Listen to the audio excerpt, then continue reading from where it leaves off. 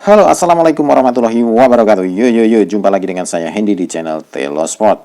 Oke teman-teman, membahas Persib memang tidak ada habisnya, selalu menarik buat kita semua. Derby Indonesia selalu lebih dari sekedar pertandingan sepak bola. Ia adalah pertemuan sejarah, identitas, gengsi, dan emosi yang diwariskan lintas generasi. Ketika Persib Bandung menjamu Persija Jakarta di Stadion Gelora Bandung Lautan Api, Minggu malam itu, atmosfer panas sudah terasa jauh sebelum peluit pertama dibunyikan. Namun, tak banyak yang menyangka laga akbar ini ditentukan hanya oleh satu gol cepat di menit kelima, yang pada akhirnya mengukuhkan Persib sebagai juara paruh musim BRI Super League 2025-2026. Skor 1-0 mungkin terlihat sederhana di atas kertas, namun di balik angka itu tersimpan cerita kompleks tentang kesiapan taktik, ketahanan mental, serta bagaimana sebuah tim besar belajar menang dalam tekanan yang tertinggi.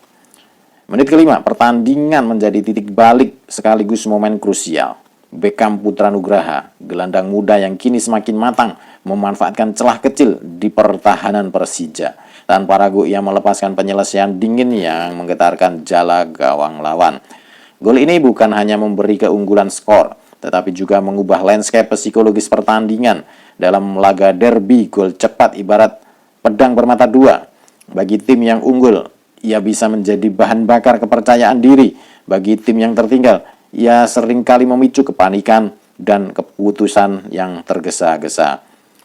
Sejak unggul, Persib tidak bermain terburu-buru. Mereka tidak larut dalam euforia, juga tidak mengendurkan intensitas. Justru sebaliknya, permainan menjadi lebih terkontrol, lebih disiplin, dan lebih dewasa. Inilah wajah Persib versi musim ini, bukan hanya menyerang dengan indah tetapi bertahan dengan cerdas. Garis pertahanan dijaga rapat, transisi dilakukan dengan efisien, dan lini tengah berfungsi sebagai filter utama setiap upaya dari Persija. Dalam beberapa musim terakhir, Persib kerap dikritik karena inkonsistensi saat menghadapi laga besar.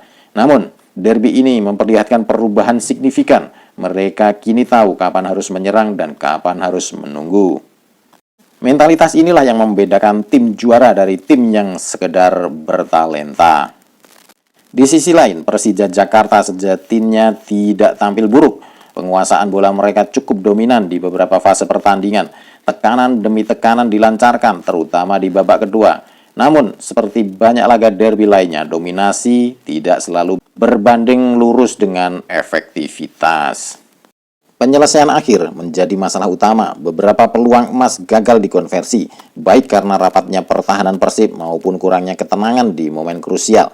Situasi semakin sulit ketika Persija harus bermain dengan 10 pemain, membuat beban fisik dan mental kian berat. Kekalahan ini terasa menyakitkan, namun juga menjadi cermin. Persija masih harus belajar bagaimana menang dalam laga bertekanan tinggi, bukan hanya bermain rapi. Derby seringkali identik dengan emosi berlebih, pelanggaran keras, dan ritme permainan yang kacau. Namun Persib berhasil menghindari jebakan klasik ini. Mereka tidak terpancing provokasi, tidak kehilangan struktur, dan tetap setia pada rencana permainan. Pressing dilakukan selektif, bukan membabi buta.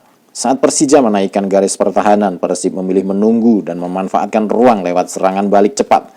Ini bukan sepak bola reaktif, melainkan sepak bola pragmatis yang efisien. Dalam konteks liga panjang seperti BRI Super League, pendekatan semacam ini seringkali lebih menentukan dibanding kemenangan besar yang menguras energi. Gol kemenangan dari Beckham Putra memiliki makna simbolik. Ia bukan sekedar pencetak gol, melainkan representasi regenerasi Persib.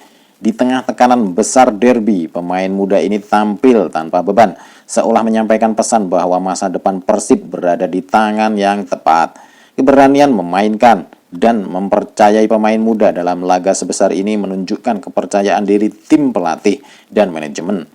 Ini juga sinyal kuat bahwa Persib tidak hanya membangun tim untuk satu musim, tetapi untuk keberlanjutan jangka panjang. Tak bisa dipungkiri, Stadion Gelora Bandung Lautan Api kembali menunjukkan statusnya sebagai benteng yang angker.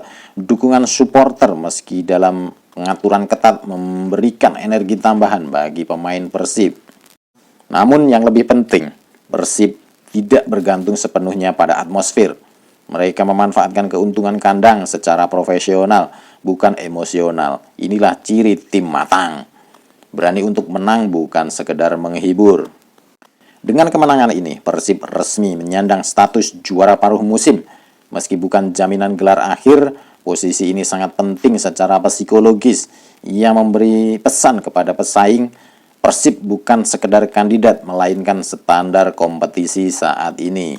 Sejarah Liga menunjukkan bahwa tim juara paruh musim memiliki peluang besar untuk konsisten di putaran kedua, terutama jika memiliki kedalaman skuad dan stabilitas internal. Persib tampaknya memenuhi dua syarat tersebut.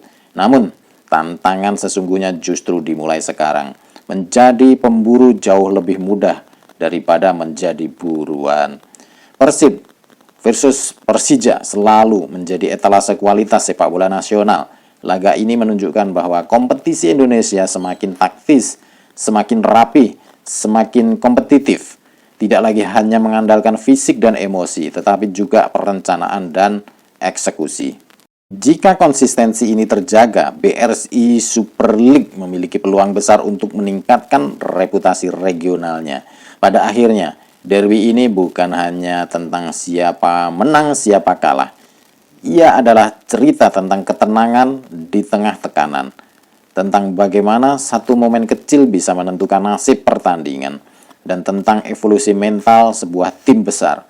Persib menang 1-0 atas Persija. Ya, namun yang lebih penting, Persib menang dengan cara yang menunjukkan kedewasaan, visi, dan kesiapan untuk menjadi juara sejati.